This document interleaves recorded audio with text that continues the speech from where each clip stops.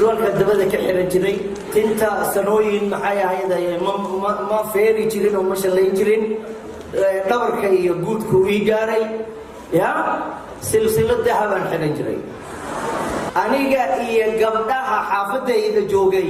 دركيجي حيران جرين دركيجا انت إيقا قاتان شار إيا سلسلة إذا قبلها تبال عاري إيقا قادن جري والله العظيم وحن كفاني جري عروبة إيا جوبا هبين كنتالها نيكي قرن إيا قرن جري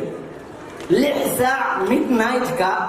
markay tagsiiso saacada ayaa muusiga la bilaabi jiray Curuba iyo Juba waxaan ku faani jiray inaan noqdo ka ugu horeeya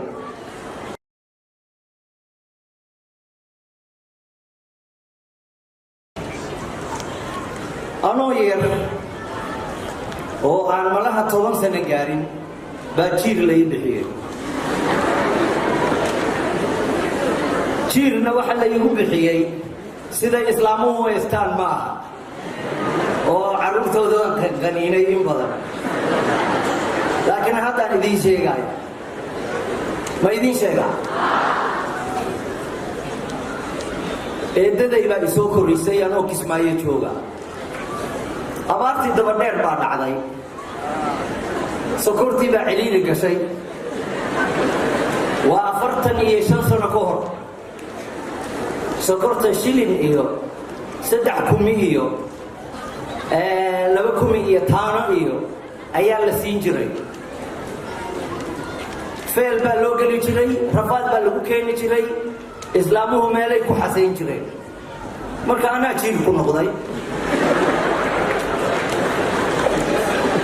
sokortii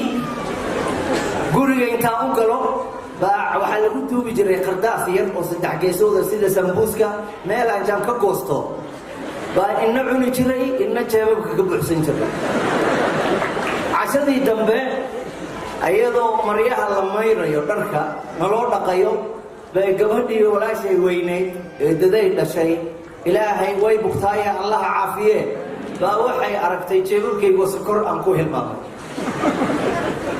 waxaan hilmaamay intii ku horeysay bay waxay oran jireen jiil baa guriga ku jira jiil baa na dhibay jiil baa sida yeelay laakiin jiilkiigu meel buu ka soo muuqday jeebabkaygu ka soo dhaxbaxay jimcay ahayd waa taqaanaa dharka jimcada la dhaqaa waagii hore jimcada la dhaqi jiray laakiin idinka ayaan daro antiya dharka idiin dhaqda laakiin annaga walaaladeen gabdhaha naga waaweyn noo dhaqi jiray ayaga guriga maxay ahayd ay xaari jiray ayaga weelka lagu cuno dhaqi jiray ayaga hoos oo dhan hayi jiray sirteena way ka warhayn jireen laakiin antii waxay ka warhayso malaha tamam sabtidii bay gabadhii walaashay ahayd oo ugu weyneed ee daday dhashay ka xaysay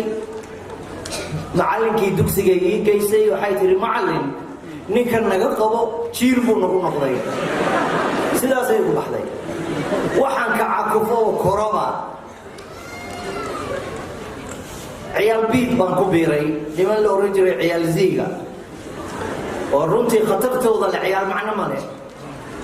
سروالك الدبادة كحيرا جري تنتا سنوين محايا هيدا ما فيري جرين وما شلين جرين دورك يقود كوي جاري يا سلسلة ذهب حيرا جري والله العظيم ماشي وكل إذا تنولش كجاري أنيقا إيا قبلها حافظة إذا جوغي دركيجي حيرا جرين دركيجا انت إيقا قاتان شار إيا سلسلة إذا قبلها تبال عاري إيقا قادن جري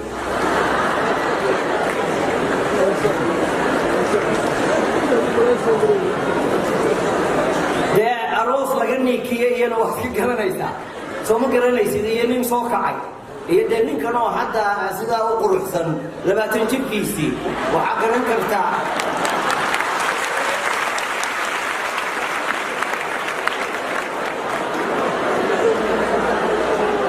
waxaan ku faani jiray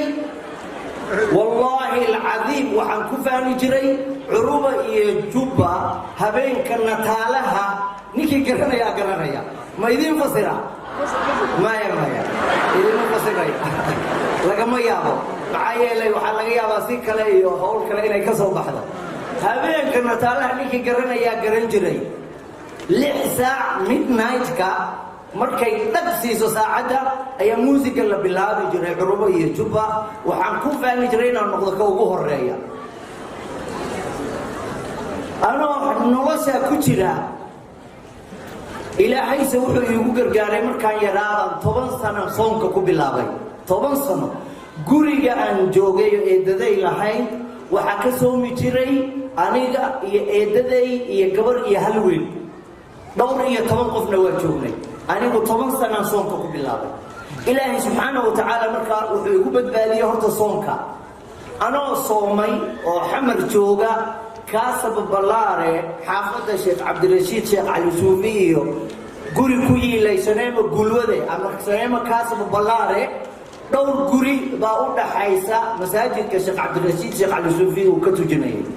ka horna aabihii uu ka tujinayay madrasadii sheekh cali suufina ay ku tiilay dhowr guri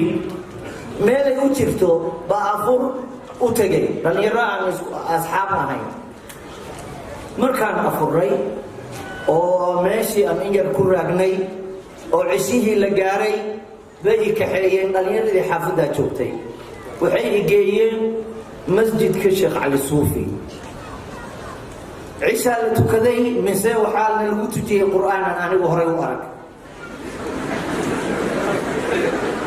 weligay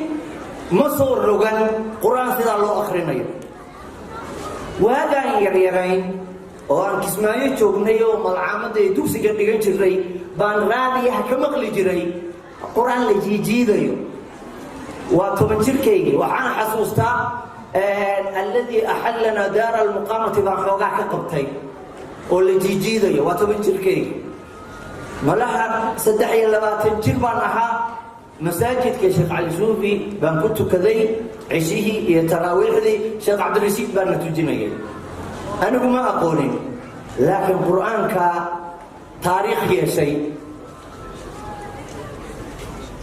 sheekh cali suufi allah u naxariisto waalidka sheekh cabdirashiid kursigii ku fadhin jiray waqtigii dambe sheekh cabdirashiid soo sidaa ma ahayn waxaa laga maqli jiray mikrofoonka tasbiixdiisa iyo maxay ahayd dikrigiisa iyo wardigiisa waan yaabay waxaan arkay nin hortayda joogay oo cabdirasaaq la dhaho oo safka hore masaajidka sheekh cali suufi ku tukan jiray oo deganaa waa beri maxay ahayd shanoma soomaaliya gadaasheeda oo intuu xunqaacay shaal buu watay oo xunqaacadii u dhigtay waa laalaabtay horay buu kasii watay cibaadadiisii iyo dikrigiisii maxaa meeshan waxa ka jira wax yar ma aha taraawiixdii baa la galay mise hadduu hor u soo baxay qur'aanka wanaagiisii dee sheekh cabdirashiid baan akhrinayo carcartiisa qabay waqtiga xaqiiqatan weli uu qaba in sha allahu tabaaraka wa tacaala wallaahi aladii laa ilaaha gayruhu habeenkaas baa wax qalbigayga galeen sawiradii aan galay oo kala duwanaa iyo sidii xumaydoon u socday iyo meelihii xumxumaa aan tegi jiray habeenkaas ayay ku dambaysay gabadh aan aroosyada iskala niikin jiray baa iga soo horbaxday gacantay ii soo taagtay waxaan idhi sidii xertii hore waysaan qabaa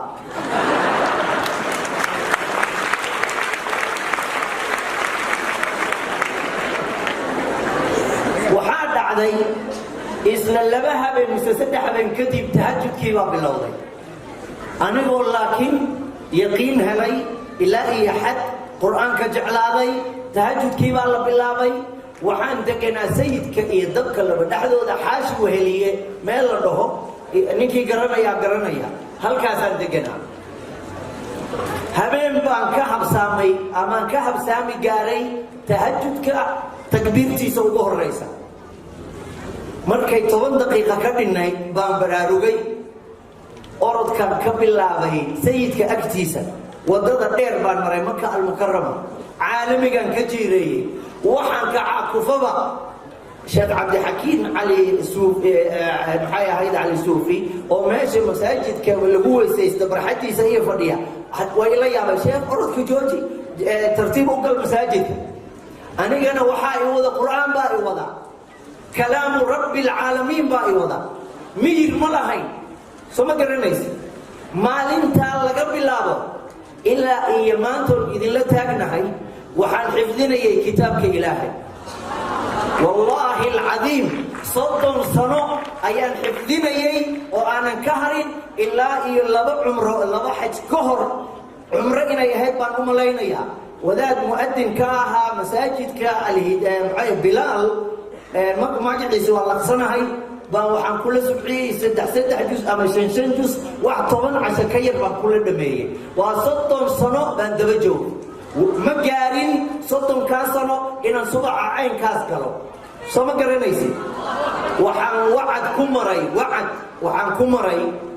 oo ilaahay subxaanahu wa tacaala aan kula galay oo kacbada sidrigeeda aan ku qabsaday inaanan kitaabka ilaahay iyo qur-aanka aanan ka harin ilaahayna uu igu kaalmeeyo waana midda dhacday keentay Nairobi oo intiinan aad fadhidaan ayadoon la soo qixin baan soo galay madrasadii ugu horreysay ee la dhiso aniga ka dhisay ilaa yowmina haada ilaa maantadan aan idinla taagnahay musaabaqaadka qur-aanka waa ogtihiin sidaan u qabanno iyo siday u socoto ilaahay subxaanahu wa tacaala kitaabkiisa qur-aanka ah baan ishordhigay ilaahay waxaan ka baryayaa marka ansaaru sunna waxay ka timi madrasatu khadiija bay ka timi waa waqaf islaamiya qur-aanka ilaahay inaan ugu shaqeeyaana ku talagalay waxaan ilaahay ka baryayaa oo aan culimmada iyo maxay ahayd ay ka baryaya inay igu duceeyaan xoolahan islaamka uu leeyahay oo mu'miniinta iyo muslimiinta islii joogta aan ka aruuriyey bilowgeedii badankeediina aniga iyo asxaabta ay la shaqaysa aan dhabarka u dhigannay iskuullada iyo madaarista in uusan ilaahay nagu fidnaynin ilma aan dhalayna ayan u soo hanqal taagin ilaahay subxaanahu wa tacaala maanta aan idin hortaagnahayna iyo wixii ka dambeeya inuusan qalbigayga ka saarin inaan diinta ilaahay ugu khidmeeyo maxaa yeelay antum shuhadaa'u llahi fii ardihi ilaahay subxaanahu wa tacaala siduu iiga saaray